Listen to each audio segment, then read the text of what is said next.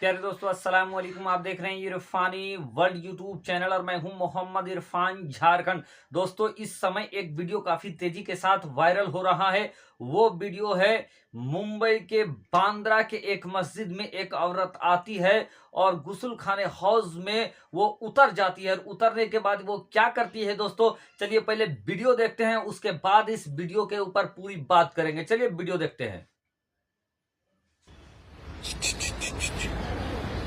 अरे मस्जिद है, उसमें सब वजू करते हैं, तुम अंदर जाके घूम रहे हो।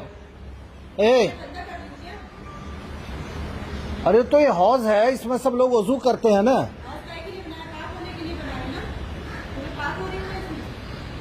तो पाक होने के लिए घर में, लेकिन इसमें क्यों जा रही हो? अरे तो ना, अरे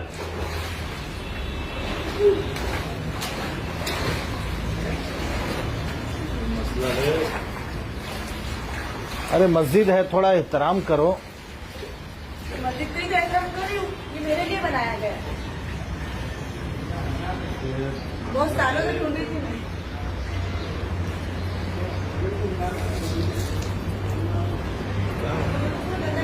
दिमागी हालत। ये ना फोन करो ना, बोलना भाई साहब।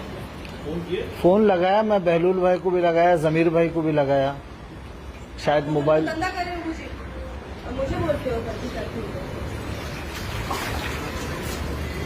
कोई भी सवाल है समझदारी से पूछो, समझदारी से जवाब।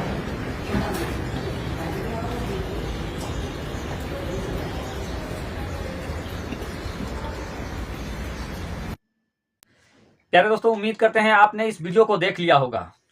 एक औरत जो मस्जिद में आती है, मस्जिद में आने के बाद हौज पे उतर जाती है और हौज पे उतरने के बाद दोस्तों वो नहाने लगती है, वहां थूकने लगती है।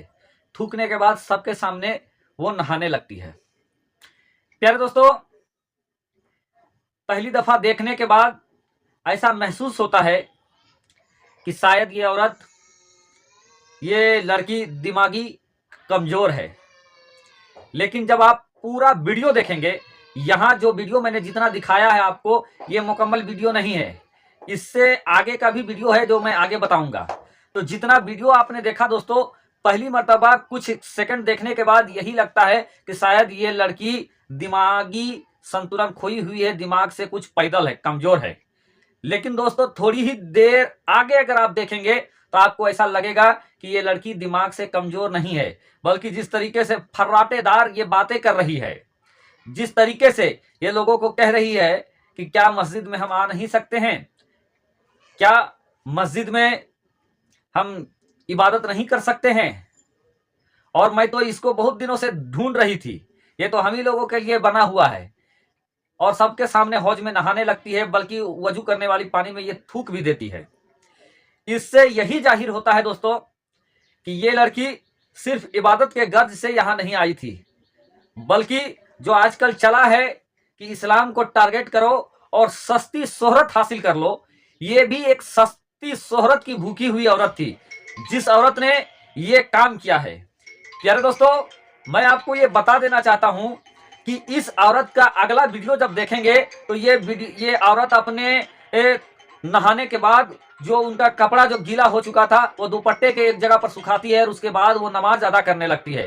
नमाज अदा करने के बाद दोस्तों ये औरत जो है, और जो जिम्मेदारान लोग हैं, जब ये नमाज अदा करने लगती है वो भी पहली सफ में चली जाती है। पहली सफ में जाने के बाद ये नमाज अदा करने लगती है ये औरत।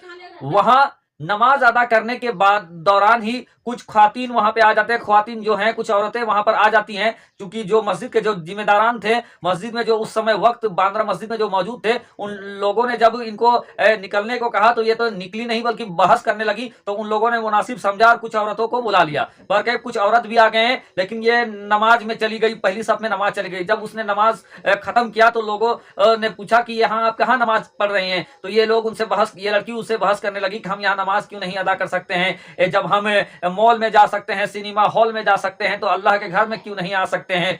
और ये बहस करने लगी।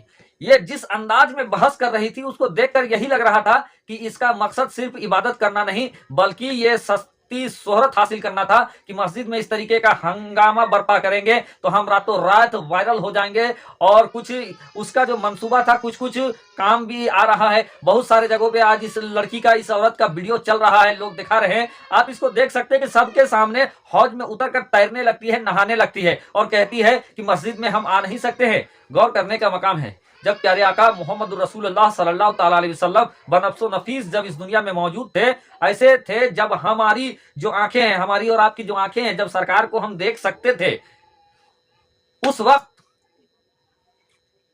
जो औरतें थी, जो हमारी माँ बहनें थी, वो मस्जिद में जाकर नमाज अदा किया करती थी। उस वक्त का सहाबाए कराम का दौर था। उस वक्त का तकवा और परहेजगारी का ये आलम था कि गैर औरतों की तरफ कोई नजर उठाकर देखता तक नहीं था और देखना बहुत बड़ा गुनाह समझा जाता था। और उस वक्त जितने भी दौर आए, उन दौर में प्यारे आका का दौर सबसे बेहतर व बाला है, बिला शको सुबह। उस वक्त थी हमारी माँ बहनें मस्जिद में नमाज अदा किया करती थी। लेकिन जब सरकार पर्दा फरमा गए, खुलफाए राशिदीन का दौर आया और जब खुराफात बढ़ने लगे, तब एहतियातन इस पर रोक लगा दिया गया। बाद में उम्मुल मोमिनीन हजरत आयशा सिद्दीका रदी अल्लाह ताला अन्हा ने यह कहा कि अगर सरकार इस जमाने में होते, इस दौर में अगर सरकार भी होते, तो इस चीज पर वो फिर से सोचते हैं। वो उम्मुल मोमिनीन हजरत आयशा सिद्दीका रदी अल्लाह ताला अन्हा, जिनसे समझिए कि मुसलमानों को एक तरीके से इस्लाम का बहुत बड़ा हिस्सा उनसे सीखने और उनसे जानने को मिला। लेकिन उनका कौल ऐसा आता है कि अगर सरकार इस समय होते तो वो भी इस मामले में सोचते। बहरकैफ दोस्तों, आज भी बहुत सारे मसाजिद है जहां औरतों के लिए अलग से इबादत करने का इंतजाम है, उनके लिए वजू करने का भी इंतजाम है। और बहुत सारी जगह पर जहां पर नहीं भी है, वहां भी धीरे धीरे इंतजाम किया जा रहा है कि जो बाहर से जो औरतें आती हैं, वो अगर इबादत करना चाहे तो वो कहां इबादत करेंगी। तो एहतियात के तौर पर दोस्तों, चूंकि ये अल्लाह का घर है, अल्लाह के घर में बेहुरमती करना किसी के लिए भी फसाद की वजह हो सकता है, बर्बादी का सबब हो सकता है। और इसी को लेकर सारे डरे रहते हैं और एहतियातन औरतों का मस्जिद में जाना बंद करा दिया गया है। बल्कि अब तो धीरे धीरे ये माहौल बन रहा है कि अलग से एक हिस्सा छोड़ दिया जा रहा है, जहां औरत जाकर वोमेन जाकर वहां इबादत कर सके, प्रे कर सके, कुरान मुकद्दस की तिलावत कर सके। चूंकि औरतों के लिए हर जगह अलग निजाम है दोस्तों। अगर दुनिया की बात करें, अगर 2 लाइन लगानी होती है तो मर्द की लाइन अलग लग जाती है और औरत की लाइन अलग लग जाती है।